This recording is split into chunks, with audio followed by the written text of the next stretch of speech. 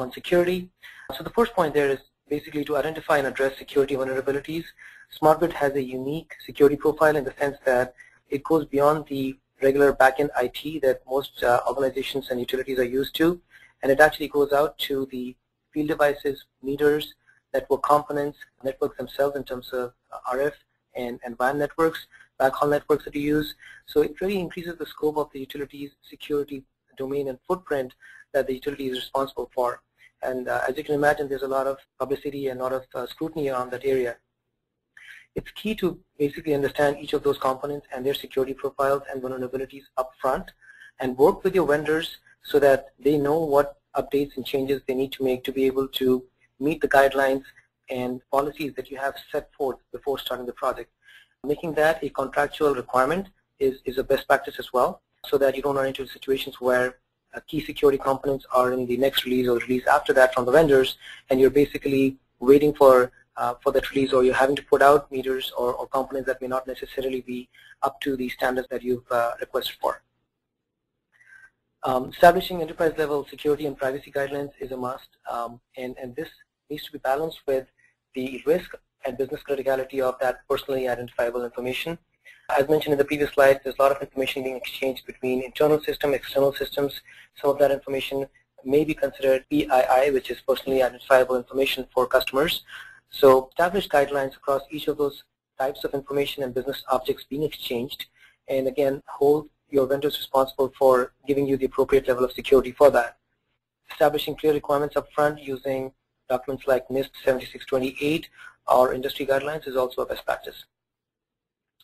Proactively establishing and requesting for relevant documentation and establishing a security team are also best practices, and this is something that tends to get missed during the start of the project.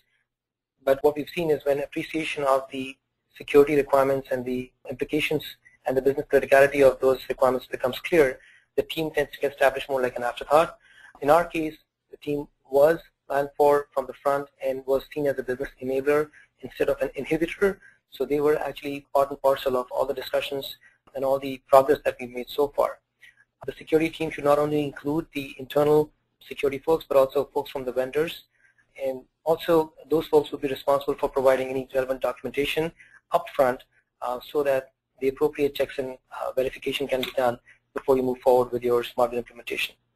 Our security team also conducted a pretty comprehensive risk assessment, and they're about to begin a formal threat modeling series that is essentially a failure analysis. If anyone's done an FMEA or failure mode effects analysis, you're looking at high risk, prioritizing those risks, and then developing mitigation plans against those using not just our security team, but other folks within the company.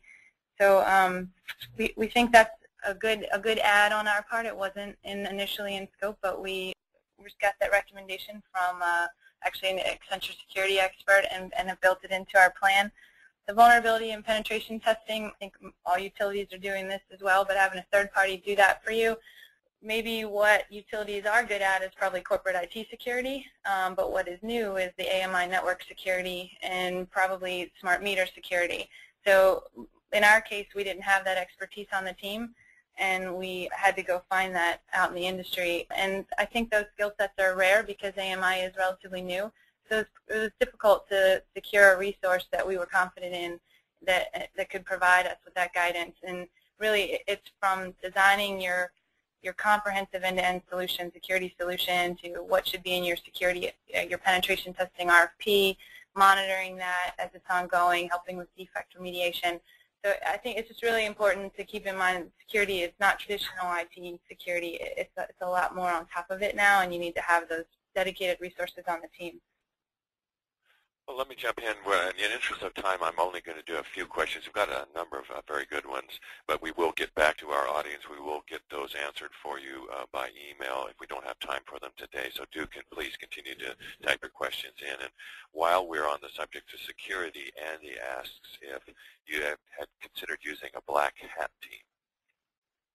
So we did do that, and we did a lot of tests with that team as well. The results are currently being analyzed right now, and we're trying to assess what the impacts are across the different components of our architecture. We're having meetings with those stakeholders to review those results with them. and basically trying to see what we can do to address them and what is the level of risk that the business can tolerate versus critical items that need to be fixed before we can move forward. Terrific. Tony asked if there's any that you used any special scheduling or mobile workforce systems to manage the mass deployment. We're using GridOne, formerly known as VSI. We're using GridOne's work management system, and they work with a company, I believe they even acquired the company Clevis.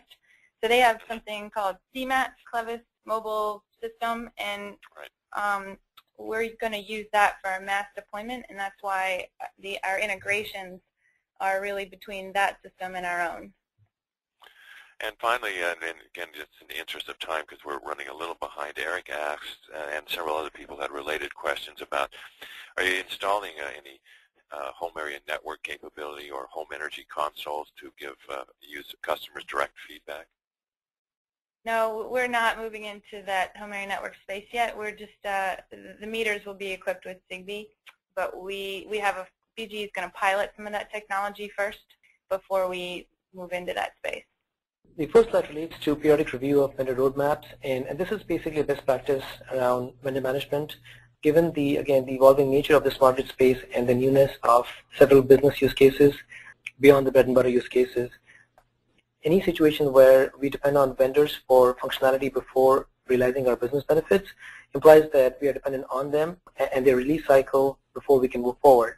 And due to this specific reason, it's always a best practice to have a better understanding, a deep understanding of what the roadmap looks like, getting information and details about what functionality is expected and when it is expected is key, and also having clear communication paths on any delays or any changes in their schedule that may potentially impact your deployment is also important. The other point is around the scope of responsibility and the SOW work, and basically what this implies is that set clear expectations through statement of work with your vendors, and this includes detailed breakdown of all the tasks and deliverables that you want the vendor to accomplish, along with their associated costs.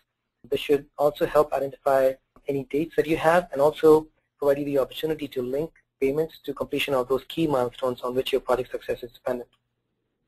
Yeah, and the next bullet is really, you may or may not do this. We identified a dedicated point person for our meter installer because it's generally the same type of work. So we put a project manager in the field that is the single point of contact for them, kind of direct liaison between those installations and the project team. However, for SSN, I think because the work is so varied or differentiated, they assigned primes. So you could have an architecture prime, a system integration prime, different people that are that our team can reach out to directly. So we have dedicated point person for some vendors, and for some it might not make sense. So it's kind of where it seems to make sense. But we found wherever the work is similar, we were able to consolidate it into a single point of contact. I think the next bullet's pretty self-explanatory and probably obvious. You want the vendor's participation in early. We had our meter installer involved in business process designs and requirements gathering, early design efforts around what integrations were going to be required. So we had them engaged very early, and we found it to be super helpful as far as being able to keep the schedule later on. And the last point I think is the most important for vendor management for us, and this is really for the meter installer. So if you're deploying a mesh technology like we are, then it's important to deploy in contiguous areas and to deploy a mesh, not to deploy meters, as our engineering and ops team continues to drive home for us. And what that really means is you need to design ways or incentives to align your project team schedule and your meter deployment schedule with your meter installers so that they're not deploying just meters, but they're deploying the meters that you want them to deploy to build out the mesh in a contiguous way. So I think during the pilot for us, we learned that if you don't provide those incentives and if you don't control the schedule, that sometimes there's a misalignment between which areas you actually want to deploy meters to, and you may or may not have network coverage there yet.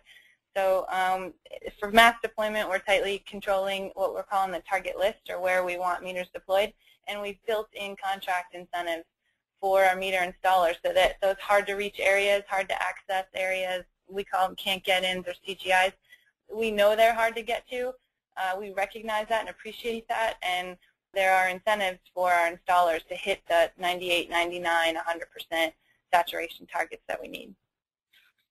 So for customer communication, hopefully most utilities now have dedicated customer communication teams and budgets. And I think for us, a unique lesson learned may be that we've coordinated pretty closely with a neighboring utility, in our case PHI or Pepco, on everything from metrics development to the communications plan. And this is metrics for reporting to the PSC and internally. So you can see a couple of the other groups we've worked with there just to make sure that there's alignment when we go to report and measure success. And then the point about having a defined schedule for those targeted communications. We submitted a massive communication and education plan to the PSC that includes very clear schedule, milestones, communications, samples of all of those materials, and how they're targeted to make sure that we touch all of the customers in our territory. The next few points really relate to incorporating results from all the meter accuracy tests that you do across your service territory and the initiatives that you take in that area into your customer communication and education to better assure customers that the smart meters being deployed are accurate and would serve the needs going forward. And being able to share this in a public fashion allows the customers to gain that level of confidence required. Image capture of all last reads is also an important point because that allows us to go back to the actual history of implementation and ensure that the customers will bill appropriately in case of any discrepancy in the future. And the last thing I just want to add about customer communication is the budget. All utilities are building budgets for this now, but we would probably caution that there's a tendency to spend a lot of that budget on customer education and awareness, so you're upfront to avoid some of the bad situations we've seen at other utilities. We have to be careful about reserving a sizable quantity of that budget to be able to drive the customer behavioral change that's really kind of at the root of all of this, right? We implement this foundational technology, but we have to get to customers and enable their behavioral changes. So you need to reserve some of that for that effort.